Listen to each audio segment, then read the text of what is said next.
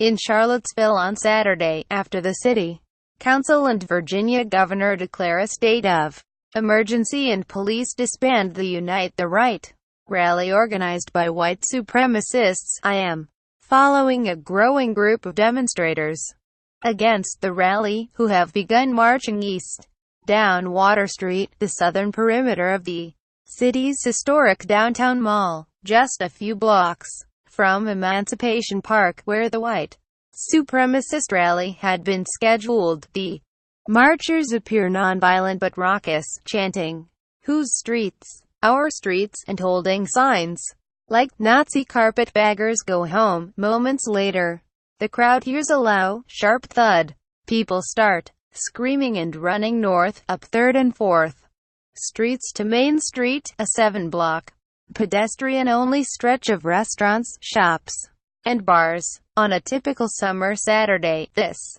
historic Virginia city would be teeming with families and tourists, but today it is filled with police officers in riot gear, who form grim lines to block pedestrians' access to various points along the mall. But it is becoming increasingly clear that they seem nearly immobile in their posting, slow or non-responsive to the skirmishes that are breaking out along the many side streets along the mall, where both rally-goers and protesters linger. Despite the state of emergency, the atmosphere around the mall was already thick with apprehension, as anti-racist protesters and Charlottesville locals peered down side streets, looking for the roving bands of white supremacists who seemed to pop out of nowhere, with little reaction from the police.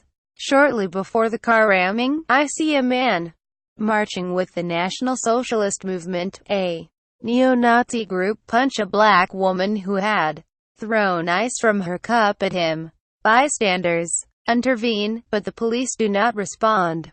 In a parking lot a few blocks off the mall on South Street, ambulances are pulling away as anti-racist protesters are still confronting heavily armed men sitting in and around a pair of pickup trucks while police look on. Unlike other events I've covered where anti-fascist protesters face off with white supremacists, the police make no effort to cordon the two groups off from each other to prevent violent clashes before they happen. At a neo-Nazi rally in Harrisburg, Pennsylvania, just days before the November election, police employed this tactic with success, while the rally attendees and anti-fascist protesters taunted each other over a barrier of police. They were blocked from coming into physical contact. But in Charlottesville, the police inaction creates a sense of pandemonium.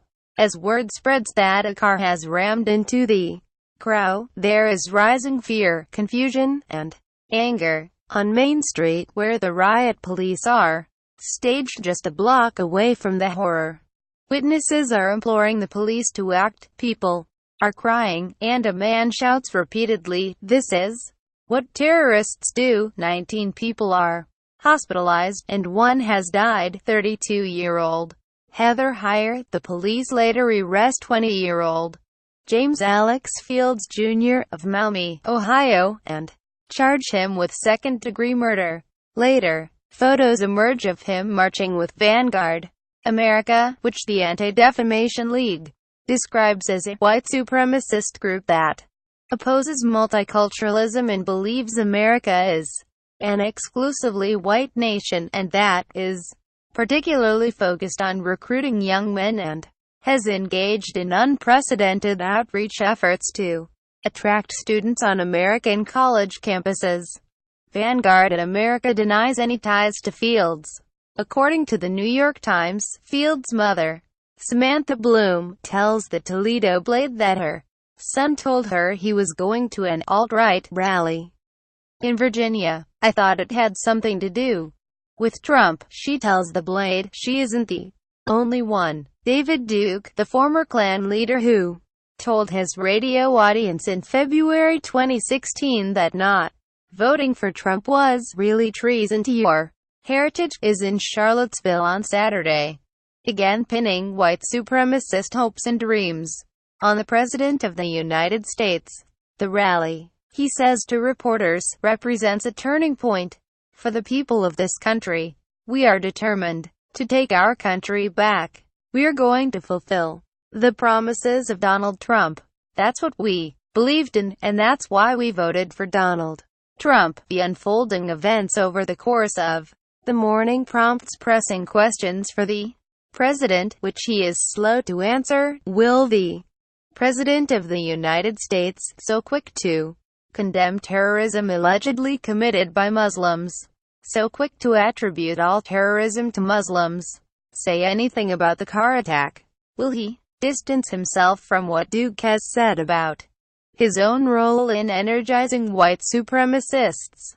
Will the President of the United States, who thrilled white supremacists early in his campaign, when he retweeted a graphic of statistics that falsely claimed that blacks commit the majority of crimes, and who frequently relished describing America's inner cities as crime-infested hellholes, say anything about the lawless dystopia Charlottesville has become after white supremacists descended on it? Trump, though, was true to form in his afternoon statement about what was happening in Charlottesville. He says nothing about racism, white supremacy, or even the fact that one of the country's most notorious racists had publicly linked him to their cause.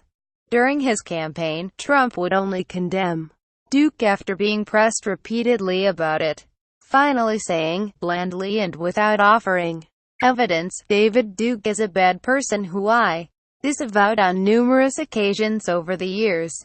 On Saturday afternoon, after the country watched white supremacists amass on the streets of Charlottesville, and street brawls break out between them and some anti-fascist protesters, Trump condemns this egregious display of hatred, bigotry and violence on many sides, adding, "on many sides." When a reporter later asked a senior White House official why Trump didn't condemn the neo-Nazi march in Charlottesville, he reportedly responded, "What about the leftist mob? Just as violent if not more so. It was the white supremacists who, in what was declared an unlawful assembly, disbanded by Charlottesville police on Friday night, marched on the University of Virginia campus with torches, chanting, 'White Lives Matter, you will not replace us,' and the Nazi slogan, 'Blood and Soil.' It's an alt-right tactic that has become familiar, deploying a terrifying and enduring symbol of violence against people of color, or against Jews, and defending their actions by saying it was a fun way of energizing their movement." On Saturday, Richard Spencer, the president of the white nationalist National Policy Institute, who popularized the term alt-right to describe a movement that advocates for white ethno-state, depicts the Friday night torch march as an amazing, spectacular demonstration.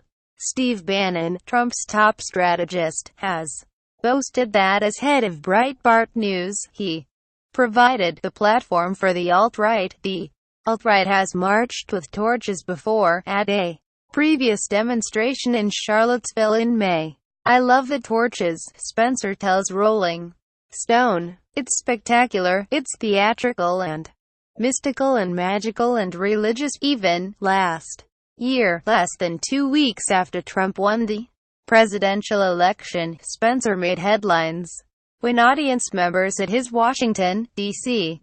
conference made Nazi salutes after he punctuated a speech with, "Hail Trump, hail our people, hail victory." He later said the salutes were in the spirit of fun, and on Saturday night, Spencer and his minions are having fun again. In the evening, Spencer tells me the alt-right is having a party, celebrating what they consider to be a successful day. "Everyone is in a really good mood, because, despite the rally getting shut down, they demonstrated their resolve." He vows that, because, in his view, the authorities prevented them from having their rally and the police were doing the opposite of their job, the police promoted violence, he will organize another rally in the city. I think we're going to have to come back to Charlottesville, he says, despite Spencer's claims that his group was attacked by members of Antifa, a loose, anarchist movement of anti-fascist protesters that has clashed with the alt-right in other cities. Many of the rally opponents in Charlottesville were religious liberals, Black Lives Matter activists, and others who showed up to protest racism and white supremacy. The visible religious presence includes clergy and congregants who march, offer people food and water, and set up space at the First United Methodist Church for people to seek respite. In the parking lot, people link arms and sing, "We Shall Overcome." Alex Vecchio, the acting Associate Conference Minister of the Central Atlantic Conference of the United Church of Christ, says members of the UCC Church in Charlottesville helped organize the resistance to the alt-right rally, along with other clergy and religious activists. Saturday morning, Vecchio was perched at First United Methodist, where he says he saw fights break out in Emancipation Park as white supremacists gathered for their rally, purportedly to protest the impending removal of a statue of Confederate leader Robert E. Lee, before the police shut the rally down. And while there were certainly Antifa protesters who carried sticks and clubs, others were not armed, and say they were attacked by white supremacists.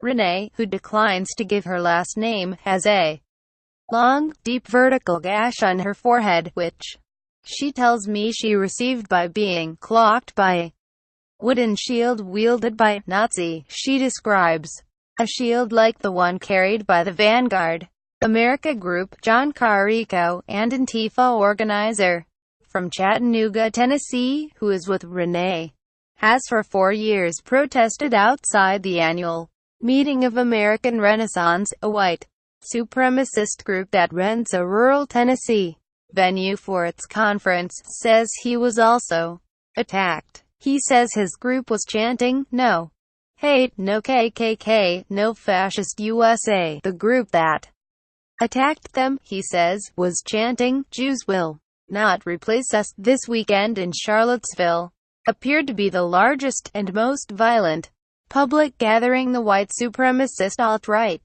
has had thus far. But Trump, who reportedly thrills to chaos and conflict, can't muster the words to condemn racism, white nationalism, or the alt-right. No surprise there, he did the same thing during his campaign, winking and nodding with the alt-right through tweets, retweets, dog whistling, and half-hearted disavowals. In other words, Trump is the president.